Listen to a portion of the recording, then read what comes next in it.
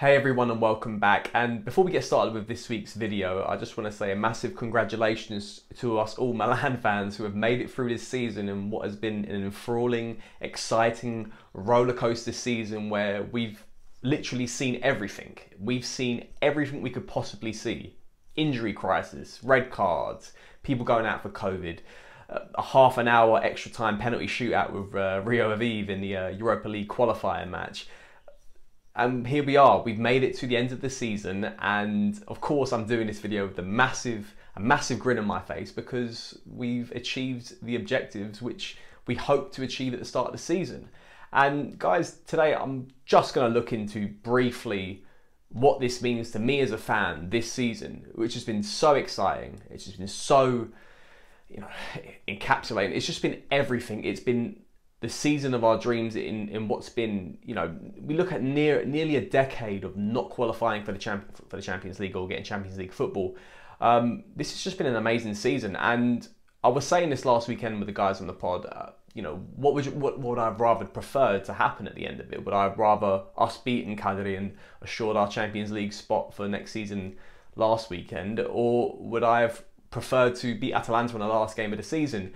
I guess the easy way for my own peace of mind, my own heart would have been like, take the win against Cagliari. But honestly, that win we got last weekend against Atalanta was it was amazing. I was so happy because it means so many things more than just the victory. And we're going to touch on to that in a sec. But that victory against Atalanta was just major for the club, for the fans, for the players. And yeah, guys, we're just going to wrap up things this season with look upon the team's performance and see if we can pinpoint why we were so successful this year. So for all of you who have been under a rock over the last 48 to 72 hours, Milan have qualified for the Champions League for the following season by finishing second place in an amazing Serie A campaign. We finished with 79 points. There has been so many records along the way. Most recently, actually, we achieved 16 victories away from home out of a possible 19 in the season, which matches actually its record when it comes to top 5 leagues in Europe, matching the likes of Real Madrid and Man City from the previous decade. That's an amazing feat. It kind of goes hand in hand with the whole fact that there's no fans in stadiums due to COVID. But I was saying, like I said in the podcast on the weekend, I think it's great because it's teaching this core of players that they can go away from home and achieve results. And although we have had some very questionable home form, we can rely upon our fans coming back into the stadium, hopefully getting us, improving in that statistic. So yeah, this season has wrapped up. We've achieved the results that I wanted us to achieve, realistic results, which was qualifying for the Champions League. And you know what, guys, I'm so happy. I'm so happy about it. But that's enough about the what's happened. Let's talk about the how it happened. So when you play 50 plus games throughout a season, it's really hard to pinpoint what exactly, the things that went right constantly. But I've talked about in previous videos about Stefano and there's obviously his 4-2-3-1 formation, which I still love. I still think it's effective. It's our most solid and effective formation we've had in recent years. It's best for this core of players that we have in the team, and we built a squad that's built for using that formation. So I'm not going to talk about the formation. I'm going to talk about certain players in positions where I feel like we're the strongest. And the first thing I'm going to touch upon, which is our fullbacks, our wingbacks, most obviously notable Theo Hernandez, Davide Calabria, and backups are like Diogo Dalot and Pierre Kalulu. Fantastic. They offer so much width when it comes to attacking down the flanks. They've had to improve a lot defensively, especially Theo Hernandez, because there have been some weaknesses on the left side. But to be honest, if you look at the formation and you look at how we play with the attacking midfielders and the wingers, the attacking lot players more of like inverted forwards, which allows the fullbacks to press forward. And we saw it the other night. That's how Theo Hernandez got the penalty, the first goal for us against Atalanta, is because he's just such a threat going forward. And obviously Calabria is not the same to that degree, but he offers that great balance of attack and also defence, which we need. You need in any sort of in any team. You can't just have two players who are incredible going forward and poor going when it comes to defending. So yeah, so firstly, let's note out the amazing fullbacks we have in the team. Secondly, I want to talk about our centre-backs. Our centre-backs have been phenomenal, and you have to think we've probably used up to 5 different centre-backs throughout the season. The most the most MVP one for me, which is obviously Simon Kaya, who I think he's up there with the top 3 players we've had this season. Fikayo Tomori's come in January and absolutely smashed it. Has not received 1 yellow card as well, which is quite, something to note about. Alessio Romagnoli, done a great job. He's still our captain. First half of the season, he's done a good job, solid job. Obviously, there's question marks about his future from now because no captain should really be starting off the bench. And players like Gabbia and Kalulu have done their parts as well, filling in gaps and in the rotation and doing their part as well. So the centre backs have been phenomenal. They've allowed us to press high in certain games, attack certain centre forwards. We saw it the other night, like I said, with Kaya against Zapata, and it's just been great because I feel like we're getting that finally right, and it's allowing us to evolve in a more sort of attacking formation and not worry about having centre backs who are liabilities to the team. Another position where there's been a lot of depth there and a lot of quality, which has been the centre midfield position, and obviously I can't do this video without talking about our best player of the year, our most solid, consistent player of the year. I think, he was our second highest goal scorer, which is Frank Kessie, an absolute beast, an absolute machine.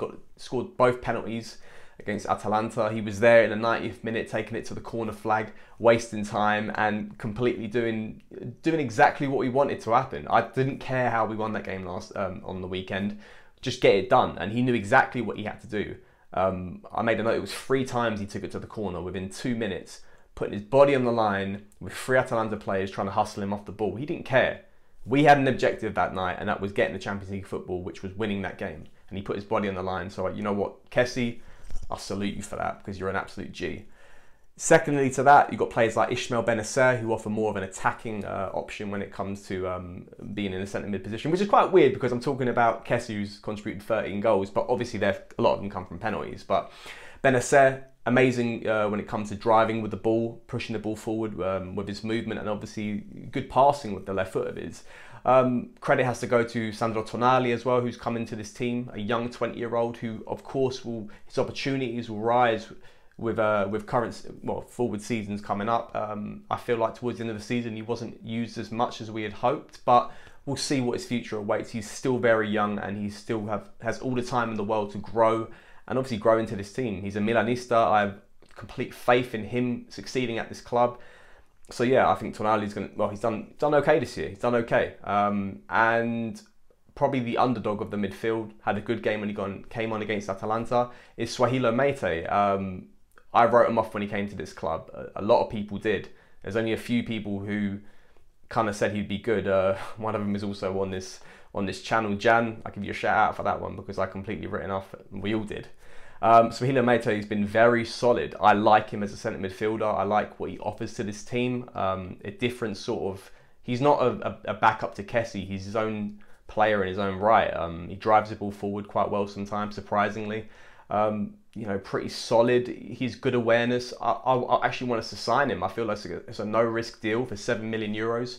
Let's get it done. But those 4 centre midfielders have been rocks and pillars of our team. And even bringing in players like, Rade Krunic, who has sometimes played in that role, obviously more likely playing in different positions like attacking midfielder and left winger. I think our most solid positions have been the centre mids, the centre backs, and obviously the wing backs. I touched on it before about the inverting wingers and the attacking midfielders like Salamakers, Çalhanoğlu, Rebic, Leao, Brahim Diaz. They've done a good job at adapting to Pioli's system, coming in, offering more options when it comes to attacking and not leaving the centre forward isolated up front, and which allows the fullbacks to bomb forward and create opportunities. So credit has to go to those players in those positions too. They've contributed, they've added to goals. Added to assists to build up plays, and of course we can't do this video without crediting our top goal scorer. And regardless of that, he's played near enough half the season. Zlatan Ibrahimovic at 39 years old has been phenomenal. When he's played, he's been phenomenal. So credit to all the players in this team, and obviously the keeper as well. I can't forget about Gio Donnarumma because we've got 5 clean sheets to end the season. And a lot of that has to go on him. So, and his commandment of the area, good saves, crucial saves against Cagliari, we saw it the previous weekend.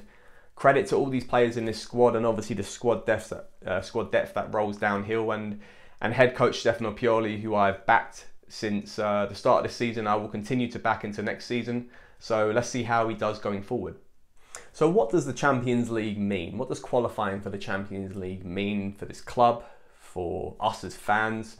It means a lot. It does mean a lot because financially it brings its own benefits and how we can adapt and progress as a club. There's obviously, we've talking about in previous weeks, the money pot coming in up to 50 million euros. We even got 5 more million euros for finishing second as opposed to third this season in Serie A. There's a lot of benefits when it comes to financially qualifying for the Champions League. The appeal to come to your squad and play, well, with our players, it will be less of a hard sell to join AC Milan. Of course, we're a big name as it is, but there's only so much you can rely upon when it comes to that. So there's that. As fans, it's pride. It's pride to finally be in a competition that we belong in. We are at the moment, the second highest, achieving club in that tournament. So we should be in it. There's no excuse for us not being in this tournament. And I mean, I guess, I don't know how long you guys have been following Milan, but I'm hoping you guys probably been following us for a while. But the last time we played a Champions League fixture was 11th of March, 2014. And that was a 4-1 drubbing by Atletico Madrid in the round of 16 knockout rounds when, our team was filled with players like Balotelli and a very aged Kaká. It wasn't good. It wasn't good. So it's been a while, and when I say it's been a while, it's been a hell of a while, because 11th of March 2014, and if my maths are correct, obviously I've got this written down, but it's 2,744 days from our last game. That is 90 months. That is 7.5 years since our last game in the Champions League, and that's obviously countering when we play our first game, which will be in September 2021. It's staggering. That is staggering. 7.5 years. Nearly 3,000 days. That's insane to think of a club of such heritage in this competition has not played for in the Champions League. We need to be back in this. We are finally back in this. But now the moment is really how we build on this and stay as a perennial Champions League qualifying team, because that is how we increase our longevity, increase our continuity, and progress and get back to hopefully being what we used to be. Because this isn't just a one season and bang, that's it. We have to build on this. And this is where the next step comes in. That's where Paolo Maldini and management have to come in and get the job done this summer. So yeah, it's all smiles and happy faces for now. But yeah, like I said, Maldini has to get to work this summer. And the question is, what now? And there's 4 main things. There are 4 main things he has to focus on, while Gazidis hopefully sorts out the back office and doesn't get us into any more European Super Leagues and runs our name down through the mud. Maldini has to work on 4 things. Firstly, contract renewals. As I'm making this video, it is the 24th of May, and currently Donnarumma and Çalhanoğlu are still with the club. I'm hearing rumours that Donnarumma, well, we're going for Mike Maignan.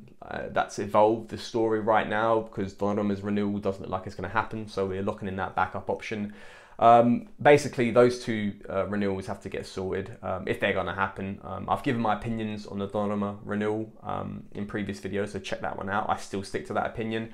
Hakan Çalhanoğlu, I think we can get so much better out there. If he still wants 6 million euros plus to renew, I don't think that's a good option. I feel like we can find better options out elsewhere for cheaper, on a cheaper contract. Players like Ilicic, players like Mkhitaryan, even younger profiles who can get past the man. There are so many better options out there, but that's for Paolo Maldini to sort out, obviously, not me. And obviously renewing players like Kessie, what's going to happen to Romagnoli, Davide Calabria, his contract should be renewed, Ismail Benacer, players like that. So that hopefully gets sorted out this summer. The players obviously in the more long term. So yeah, contract renewals is the first thing. Secondly, the loan players we have at the club. We've spoken about it before actually as well. Obviously we have 5 players on loan at the club right now: Fikayo Tomori, Sandro Tonali, Swahilo Meite, Diogo Dalot, and Brahim Diaz. What's going to happen with them? Obviously Sandro Tonali looks like that's going to happen. We're going to lock that one in. Fikayo Tomori, all the news that we've been hearing, that sounds like that's going to be locked in pretty soon, if it hasn't already by the time this video comes out. Swahilo Meite, I'd like to see that happen. Diogo Dalot, hopefully we can negotiate down with Man United. And Brahim Diaz, I'm hoping for a renewed loan deal. That would be very, the smart, risk-free move to make, and hopefully agree a buyout clause at the end of that. Thirdly, it's the players who come back from loan. And if you don't know, we have a few players out there in a plethora of Serie A teams who have had mixed seasons.